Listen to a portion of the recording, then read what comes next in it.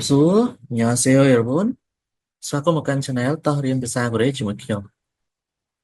chắc là channel muốn nick cho một cái lá nằm bài một riêng từ xa của đấy chắp đam pi trong đời tầm bồn tới và chắcសម្រាប់បងប្អូននៅដែលគាត់មានបំណងរៀនភាសាកូរ៉េគាត់មិនសូវមានពេលវេលាអាចមើលតាម YouTube នេះបានហើយបើគិតថាវាមានអត្ថប្រយោជន៍អឺបងប្អូនអាចចែករំលែកទៅកាន់មិត្តភ័ក្តិឬក៏អ្នកដែលគាត់មានបំណងចង់សិក្សាភាសាកូរ៉េចាប់ពីចំណុចដំបូងទៅឥឡូវយើងចាប់ផ្ដើមតាក់ទងជាមួយស្រៈតែម្ដងចឹងខ្ញុំសូមណែនាំខ្លះៗនៅក្នុងស្រៈភាសាកូរ៉េគេបែងចែកជាពីរក្រុមបាទគឺក្រុមទី1មាន10តួដែលគេហៅថាស្រៈតូលហើយនិងក្រុមទី2មាន11តួដែលគេហៅថាស្រៈផ្សំបាទចឹងថ្ងៃនេះមកខាត់ពេលយូរខ្ញុំមកចាប់ផ្ដើមជាមួយនឹងស្រៈបាទតូលតែម្ដងបាទចំនួន10តួនេះបាទអញ្ចឹងស្រៈភាសាកូរ៉េគេហៅថាម៉ូអ៊ឹមបាទម៉ូអ៊ឹមអញ្ចឹងរៀនថាតាមមួយពេលយើងរៀនអីអាចសាកល្បងថាតាមបានណាម៉ូអ៊ឹមបាទហើយស្រៈតូលភាសាកូរ៉េគេហៅថាគីប៊ុនម៉ូអ៊ឹមគីប៊ុនម៉ូអ៊ឹមគីប៊ុនម៉ូអ៊ឹមអូខេអញ្ចឹងយើងចាប់ផ្ដើមទៅលើស្រៈនីមួយៗស្រៈទី1គឺគេហៅថាស្រៈអាមានស្រៈអាណាដូចអក្សរខ្មែរយ៉ាងណា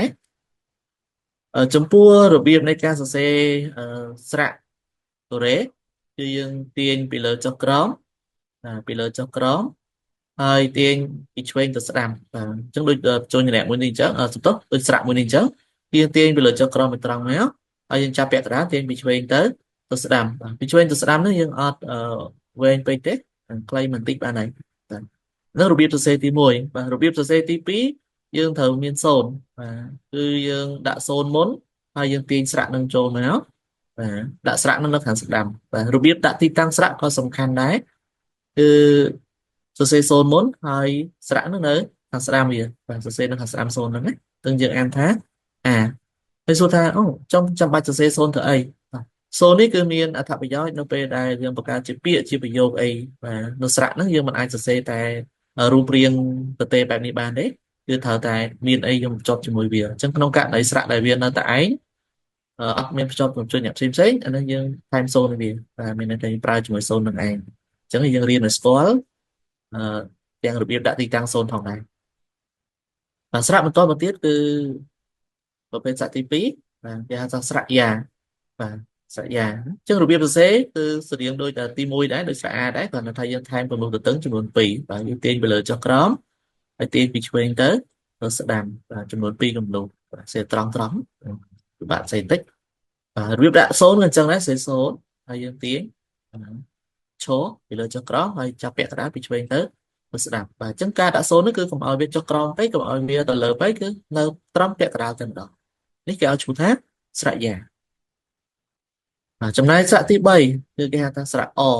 ស្រៈអអញ្ចឹងរបៀបសរសេរស្រៈអគឺយើងគូសទទឹងមុនទទឹងកុំវែងពេកខ្លីល្មមដូចទទឹងរបស់ស្រៈអាស្រៈយ៉ាអញ្ចឹងហើយយើងគូសបញ្ឈរភ្ជាប់ពីចំហៀងខាងស្ដាំនឹងមកឃើញទេនេះគឺបែបនេះអយើងដាក់សូន្យបាទរបៀបដាក់សូន្យមុនហើយយើងទាញទទឹងចំពាក់កណ្ដាលសូន្យហ្នឹងហើយទាញពីលើចុងក្រោមប្រសពគ្នាជាមួយគំនូសទទឹងហ្នឹងបាទនេះវាឈ្មោះថាស្រៈអស្រៈអស្រៈទី4ស្រៈបន្ទាប់ទៀតគឺស្រៈយ៉បាទរូបរាងដូចស្រៈអអញ្ចឹងលើគំនូសមួយបាទអញ្ចឹងយើងគូសទទឹងចំនួន2ដែលស្មើគ្នាមិនណាហើយគូសឈុំមួយរបៀបដាក់សូន្យយើងសេភ្ជាប់សូន្យណាសេសូន្យមុនសិនមកហើយគូសទទឹងចំនួន2ហើយទាញបញ្ឈរបាទអញ្ចឹងគេឲ្យឈ្មោះថាស្រៈយ៉ស្រៈយ៉ណែស្រៈបន្ទាប់ទៀតគឺ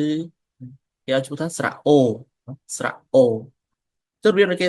របៀបសរសេរស្រៈអូយើងទាញពីលើចុះក្រោមទាញពីលើចុះក្រោមហើយតែយើងគូសទទឹងសក់ខាងក្រោមណាអញ្ចឹងទទឹងនេះរៀងវែងជាងបញ្ឈរបន្តិចទទឹងនេះរៀងវែងជាងបញ្ឈរហើយរបៀបនៃការដាក់សូន្យអានេះយើងសរសេរសូន្យមុនហើយសរសេរបញ្ឈរនៅពីក្រោមសូន្យហើយគូទទឹងបាទអញ្ចឹងរបៀបនៃការដាក់សូន្យអញ្ចឹងមិនមែនជាដាក់ទេ4ខាងលើនេះគឺយើងសរសេរស្រៈនៅខាងស្ដាំសូន្យចំណែកមួយនេះយើងឃើញស្រៈនៅខាងក្រោមសូន្យវិញ chứយើងចាំរូបរាងphân biệtផងអញ្ចឹងគេឲ្យឈ្មោះថាស្រៈអូស្រៈអូដាក់បន្ទាប់មកទៀតស្រៈយោស្រៈយោចំណែកស្រៈយោនេះគឺសរសេរដោយស្រៈអូអញ្ចឹងគឺយើងទាញបច្ឆោចំនួន2ខ្លីៗល្មមហើយគូទទឹងប្រសពជាមួយចំណុចខាងក្រោមហ្នឹងទទឹងនេះវែងជាងបច្ឆោបន្តិចទីគៀបសំទោសរបៀបនៃការដាក់សូនអញ្ចឹងសរសេរសូនមុនហើយយើងគូសបច្ឆោពីក្រោមហ្នឹងចំនួន2ហើយគូទទឹងវិញចឹងនេះគេឲ្យឈ្មោះថាស្រៈយោបាទស្រៈយោអត់អីណាខ្ញុំខំថារបៀបការសរសេរអីគឺអាចមើលទាន់បន្តមកទៀតបាទស្រៈអ៊ូឈ្មោះវាស្រៈអ៊ូស្រៈអ៊ូស្អ៊ូស្រៀងសំឡេងស្រៈរបស់យើងដែរអញ្ចឹងរបៀបនៃការសរសេរស្រៈអ៊ូនេះគឺយើងសរសេរទទឹងមុនហើយចាប់ពាក្យក្រាលគូចុះក្រោមទទឹងនេះវែងបន្តិចបាទរបៀបដាក់សូនយើងសរសេរសូនមុនសិនមកហើយគូទទឹងពីក្រោមសូនហើយដាក់បញ្ឈរពីក្រោមចំពាក់កណ្ដាលទទឹងអញ្ចឹងគេឲ្យឈ្មោះថាស្រៈអ៊ូស្រៈអ៊ូបាទបន្តមកទៀតបាទឈ្មោះវាគឺស្រៈយូស្រៈយូបាទគឺសរសេរទទឹងដដែលហើយគូចុះក្រោមចំនួន2កំដុកបាទចុះក្រោមឲ្យស្មើស្មើគ្នាណាបាទរបៀបនៃការដាក់សូនសរសេរសូនមុននិយាយទៅសរសេររបៀបផ្សេងគឺយើងត្រូវស្តង់ដែរយើងសរសេរសូនមុនអញ្ចឹងណាហើយយើងដាក់ស្រៈពីក្រោមតែបើថាអ្នកនរគ្នាគិតថាអូខ្ញុំសរសេរស្រៈមុននឹងដាក់សូនក្រោយពីលើវាលឿនមកទៅស្អីទៅចិត្តអាចសរសេរបានតែឲ្យតែយើងលឿនដូចតែខ្មែរភាសាខ្មែរយើងអញ្ចឹងគឺដំបូងយើងសរសេរតាមក្រឹតក្រមអីមួយមួយតែពេលយើងចេះទៅយើងអាចសរសេរតាមអ្វីដែលយើងចង់ឲ្យតែរហ័សដៃបាទចុះក្រោមបាទគឺចុះក្រោមចំនួន2បាទនេះស្រៈ U ស្រៈ U ស្រៈបន្តមកទៀតគឺស្រៈអ៊ឺស្រៈអ៊ឺអញ្ចឹងស្រៈអ៊ឺនេះអត់ពិបាកសេគូទទឹងមួយបាទហើយរបៀបនៃការដាក់សូនយើងសេសូននោះហើយខ្ញុំយើងគូទទឹងពីក្រោមហ្នឹងអញ្ចឹងខ្ញុំសូនស្រៈស្រៈអ៊ឺបាទហើយនឹងស្រៈចុងក្រោយគឺស្រៈអ៊ីនេះគឺគូប្រឈមមួយតែម្ដងសរសេរសូនហើយគូប្រឈមនៅខាងស្ដាំវានេះគេហៅថាស្រៈអ៊ីបាទអញ្ចឹងរបៀបនៃការដាក់ទីតាំងសូនគឺមានពីររបៀបទីមួយគឺនៅខាងមុខស្រៈបាទឬក៏ហៅថាខាងឆ្វេងមួយទៀតគឺនៅខាងលើស្រៈបាទអញ្ចឹងប្រភេទដែលគេឲ្យដាក់នៅខាងមុខសំទោសខាងឆ្វេងស្រៈឬក៏គេហៅថាខាងមុខស្រៈនេះគឺគេតម្រូវឲ្យក្រុមគិតទៅលើក្រុមស្រៈហ្នឹងដែលមានតួអក្សរប្រឈរនេះវាវែងជាងតួប្រឈរនោះវែងបាទនឹងតួប្រឈរវែងគឺមានស្រៈអាស្រៈយ៉ាស្រៈអស្រៈយ៉និងស្រៈអ៊ីអាហ្នឹងប្រឈរនឹងវែងវែងជាងទទឹងណា